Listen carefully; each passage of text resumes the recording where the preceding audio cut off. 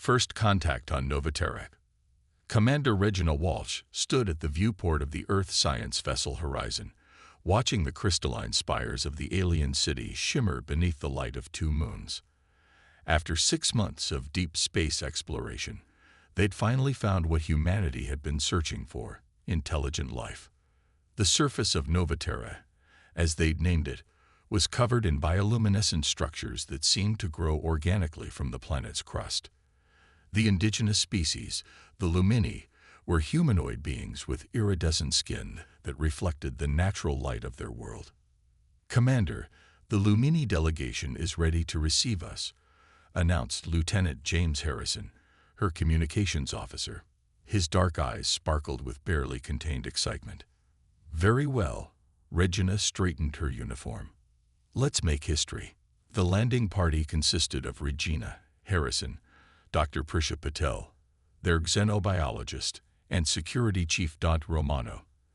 As their shuttle descended through the pearlescent atmosphere, Regina reviewed their mission parameters: establish peaceful contact, assess potential for alliance, and share technological knowledge within acceptable parameters. The Lumini greeting party awaited them in what appeared to be a grand courtyard. Their leader, Ambassador Zara, stood tall and dignified, her skin shifting through shades of blue and green like the aurora borealis. Behind her, a group of Lumini scientists and diplomats watched the humans with undisguised curiosity. "Welcome, sky travelers." Zora's voice carried a musical quality that their universal translators rendered perfectly. "We have watched your approach with great interest." Regina stepped forward, performing the traditional greeting gesture they'd observed during initial surveillance, a slight bow with both hands pressed together. "We come in peace and friendship, seeking to learn from one another." The exchange began smoothly enough, with both sides sharing basic information about their cultures and societies. The Lumini were a peaceful species focused on scientific advancement and environmental harmony. Their technology was built around manipulating light and energy in ways that human science had barely theorized. However, the first challenge arose during the ceremonial feast. Dr. Patel noticed that the Lumini were becoming increasingly agitated, their skin colors shifting to darker hues. It was Harrison who figured out why. The human solid-colored uniforms were considered a sign of emotional suppression in Lumini culture. "Commander," he whispered urgently, "I believe we need to show them we can adapt." Without waiting for permission, Harrison removed his uniform jacket, revealing a bright patterned shirt underneath, a birthday gift he'd kept despite regulation violations. The effect was immediate. The Lumini's colors brightened, and Zara actually laughed, a sound like wind chimes in a gentle breeze. "Now we see your true nature," she said warmly.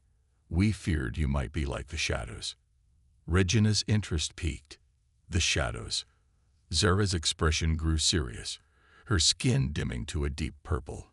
"They came before, in ships of darkness.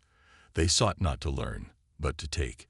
We drove them away, but they promised to return." The humans exchanged concerned glances. This information could change everything about their mission.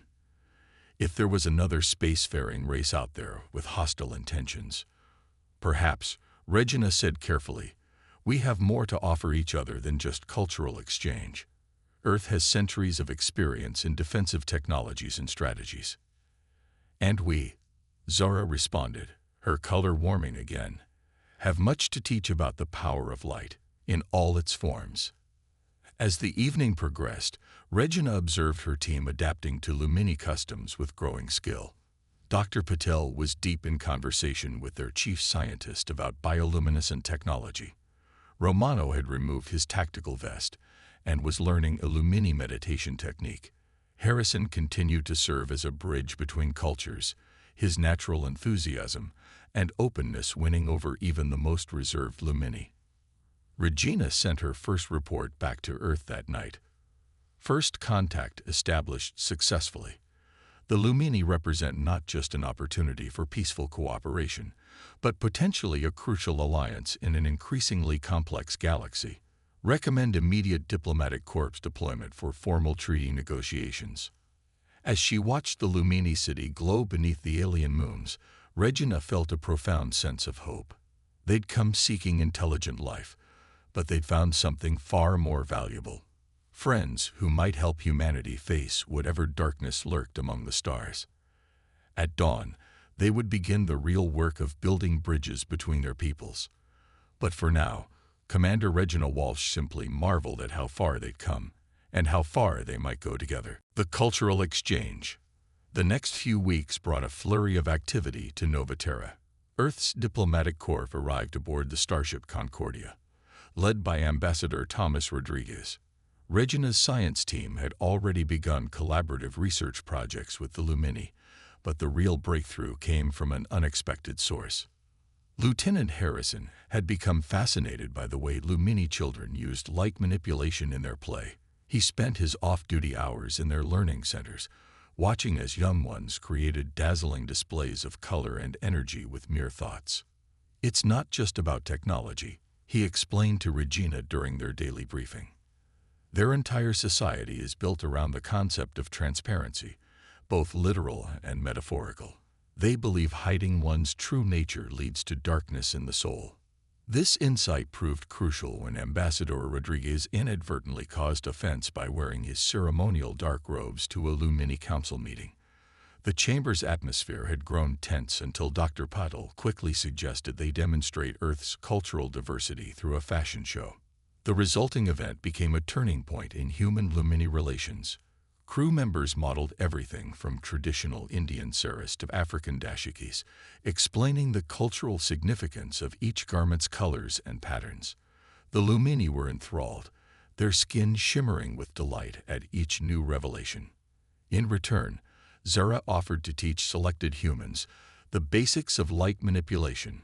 Dr. Patel was the first to attempt the technique, spending hours in meditation with Lumini masters. Her breakthrough came during a moment of pure joy, when she managed to create a tiny spark of blue light between her palms. "The key," she told her stunned colleagues, "isn't about controlling the light. It's about becoming one with it. Our emotions, our thoughts, they're all forms of energy. The Lumini have simply learned to manifest that energy visibly." But not all discoveries were encouraging. While reviewing historical records with Harrison, Zara revealed more about the shadows. They weren't just raiders, they were systematic conquerors who absorbed or destroyed every civilization they encountered. Their ships could bend light itself, making them nearly invisible until it was too late. "They call themselves the Void Collective," Zara explained, her skin darkening with memory. "They believe that true power lies in darkness, in the absence of all light." Our defiance angered them greatly. Regina shared this intelligence with Earth Command, emphasizing the potential threat. The response was swift. Accelerate technological exchange and defensive preparations. But how could they prepare for an enemy that could hide from light itself? The answer came from an unexpected quarter. Romano, still practicing Lumini meditation techniques, made a startling observation.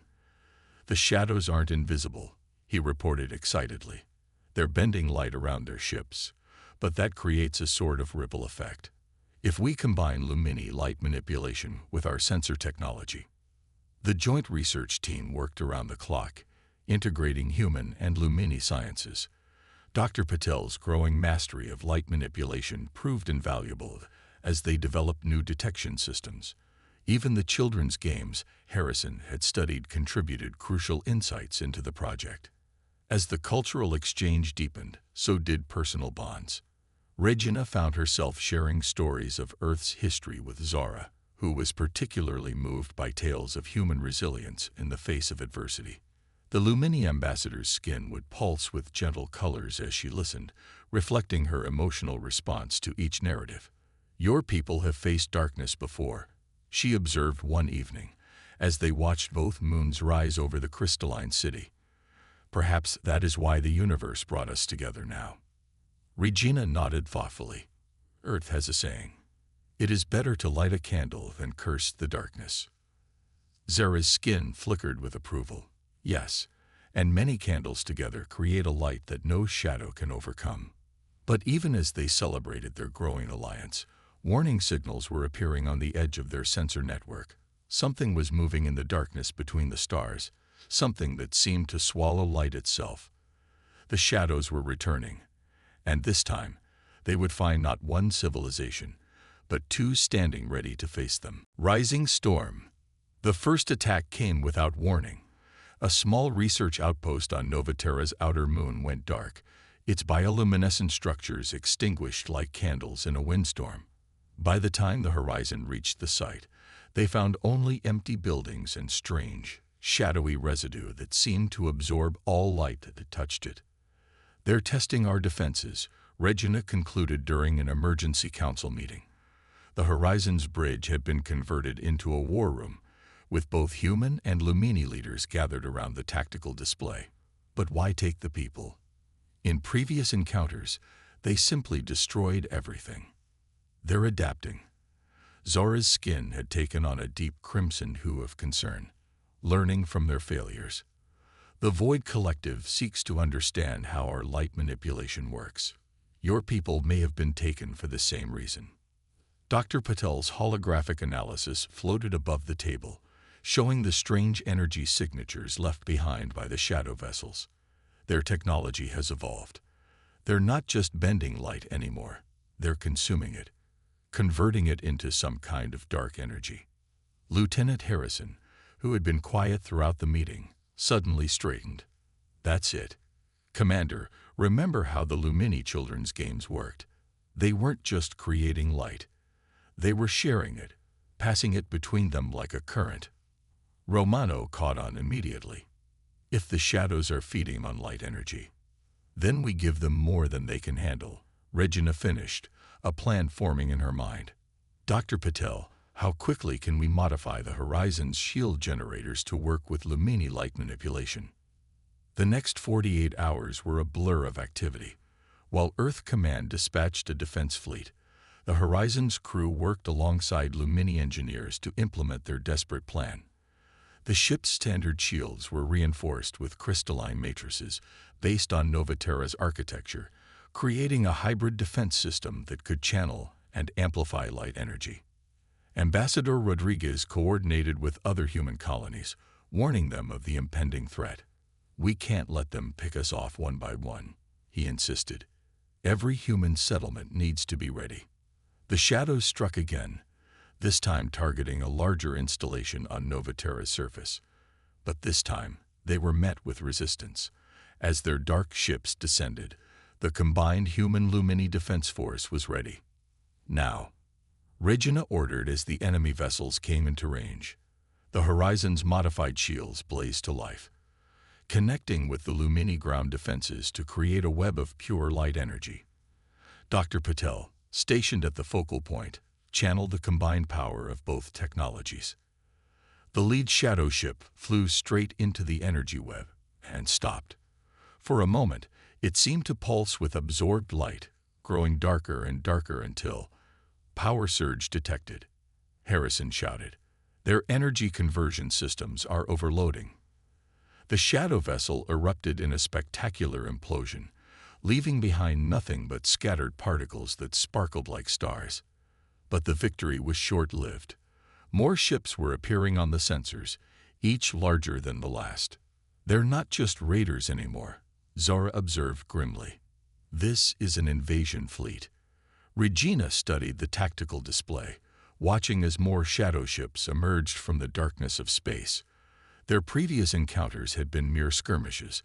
Now the real battle was about to begin. They had proven their defense could work, but could they generate enough power to protect an entire planet? "Commander," Harrison called out, his voice tight with urgency, "I'm picking up a transmission. It's coming from inside one of the shadow ships." In English. The message crackled through the bridge speakers. "This is Dr. Marcus Webb of the Research Outpost. They're keeping us alive to study us. But there's something else you need to know." Static interrupted the transmission. "They're not just feeding on light, they're feeding on consciousness itself. The darkness, it's alive." The transmission cut off abruptly, leaving a heavy silence on the bridge.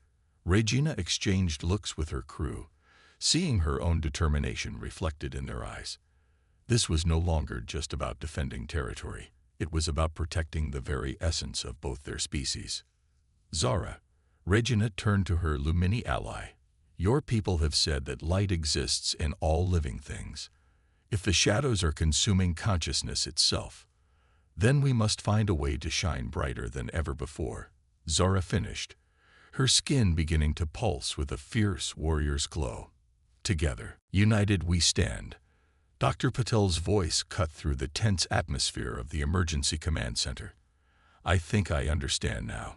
The shadows aren't just consuming light, they're inverting it, taking everything that makes consciousness bright and turning it dark. The combined human Lumini Defense Force had fallen back to Novaterra's capital city, where they'd established their last line of defense. Earth's fleet was still 12 hours away, and the shadow ships were closing in, their dark hulls visible even against the black of space. The captured researchers, Harrison added, his fingers flying over the communications console. They're not just prisoners. They're being used as batteries. Each consumed consciousness adds to their power. Regina studied the tactical display, where thousands of shadow ships now surrounded the planet. Their previous victory had been against a single vessel. How could they possibly generate enough power to combat an entire fleet? What if? Romano spoke up from his meditation corner, where he'd been practicing with a group of Lumini warriors. We're thinking about this wrong. We've been trying to overload their ships one at a time. But consciousness isn't individual, it's connected. Zara's skin rippled with sudden understanding. The great light, she whispered. Our most sacred ritual. We've never shared it with outsiders, but now. She quickly explained the concept. Once every generation, all Lumini would join their consciousness together, creating a unified field of pure light energy. It had never been attempted with non-Lumini participants before, but in theory, if we could combine the focused consciousness of both our species, Dr. Patel said excitedly, and channel it through the Horizon's modified shields, we'd have enough power to counter their entire fleet, Regina finished. But the risks. Ambassador Rodriguez stepped forward. Every human on this planet volunteered to be here. We knew the risks when we came to the stars. I say we take this chance. The next few hours were a blur of preparation. The city's crystalline spires were modified to act as consciousness amplifiers. Every human and Lumini who could be spared from defense duties took their places in vast concentric circles around the central tower. Dr. Patel and a team of Lumini masters would guide the merger of minds. The Horizon, now integrated into the city's defense grid, would channel the combined energy through its modified shields. But timing would be crucial. They would only get one chance before the Shadow Fleet launched its final assault. They're moving into attack position, Harrison reported from his station. Multiple energy signatures charging. Regina took her place in the circle, with Zora beside her. Around them, thousands of humans and Lumini joined hands. The air itself seemed to hum with potential energy. Remember, Dr. Patel's voice echoed in their minds as the mental link began to form. Focus on light, on life, on everything that makes consciousness shine. Let it flow through you, between you, become part of the greater whole. Regina felt it starting, a warmth that began in her chest and spread outward. She could sense Zara's presence beside her, then Romano's, Harrison's, Rodriguez, thousands of minds joining, merging, becoming something greater than the sum of their parts. The Shadow Fleet opened fire, their dark energy weapons striking the city's outer shields. But instead of weakening the defense, each attack seemed to strengthen the connection between the joined minds. Every blast of darkness was met with an answering surge of light. Through their shared consciousness, Regina saw the truth. The shadows weren't just an alien race. They were the absence of connection, the rejection of unity, the fear of being known. And in that understanding came power. Light erupted from the city's spires, not just visible light, but the light of consciousness itself. It spread outward in a great wave, meeting the darkness of the Shadow Fleet head-on. Where light and dark met, there was neither destruction nor absorption, but transformation. The shadow ships began to change, their dark hulls becoming translucent, then transparent, revealing the trapped consciousnesses within. As the wave of light washed over them, the barriers between captive and captor dissolved. Through the mental link, Regina heard Dr. Webb's voice again. "We understand now.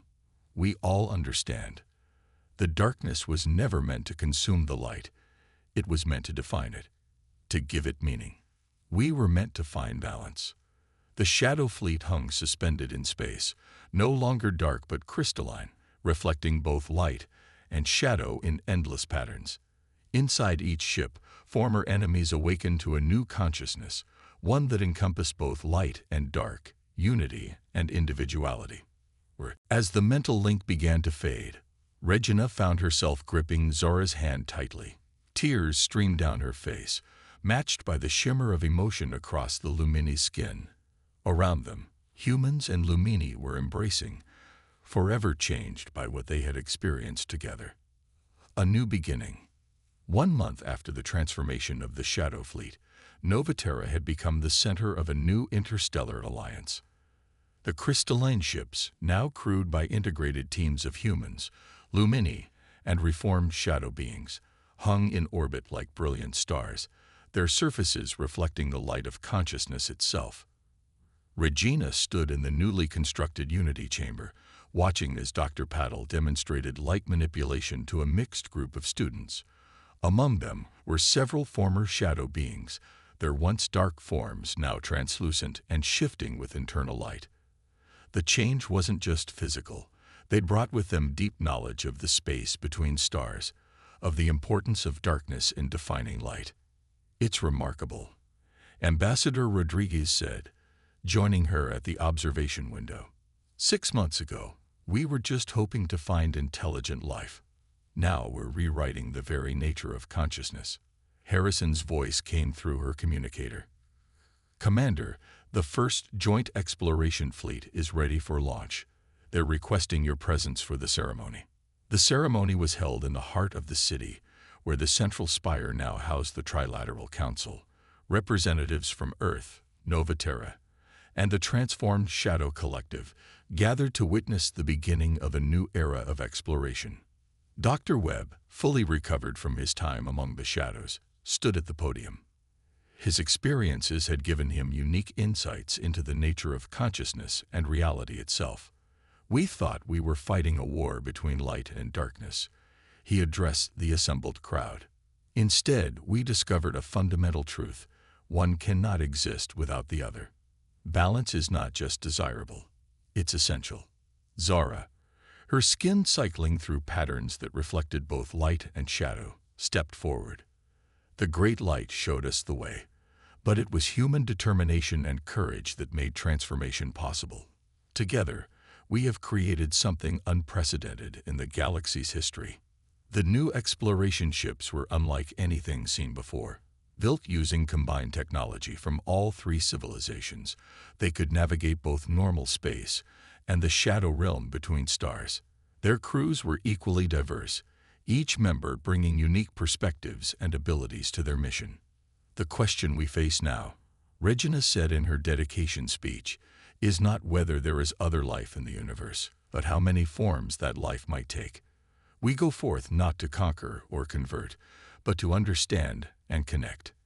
As the first ship prepared to launch, Regina found herself in a quiet moment with Zara and one of the transformed shadow beings who had taken the name Dawn. The 3 of them represented everything that had been achieved, and everything that was still possible.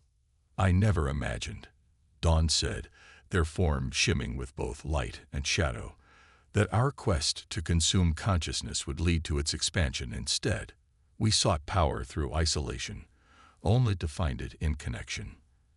"That's the real legacy of what happened here," Regina replied. "Not just the technology or the alliance, but the proof that change is possible. That understanding can transform even the deepest darkness." Zara's skin pulsed with agreement, and in that transformation, we all become more than we were. The children born now will never know a universe divided between light and dark. They will understand both, embrace both. The launch ceremony concluded with a display that could never have existed before. Shadow beings creating patterns of darkness that made the Lumini's light shine brighter, while human consciousness provided the bridge between them. It was beautiful, harmonious, and entirely new. Later, in her quarters aboard the Horizon, Regina recorded her final log entry about the events that had transformed 3 civilizations. We came to Nova Terra seeking allies against the darkness. Instead, we found a truth that will forever change how we see the universe. Light and dark, consciousness and void, unity and individuality. These are not opposites to be fought over, but complementary forces to be understood and balanced. The real frontier isn't out there in space. It's in our capacity to grow, to change, and to find connection even in the darkest of places. As she finished her log, Regina looked out at the stars. They seemed different now, not just points of light in the darkness, but part of a greater whole, a cosmic dance of light and shadow that had been going on since the beginning of time. Humanity had taken its first steps into a larger universe, and she knew that whatever wonders or challenges lay ahead, they would face them together, in the light and in the shadow, united in the great dance of consciousness itself. The end.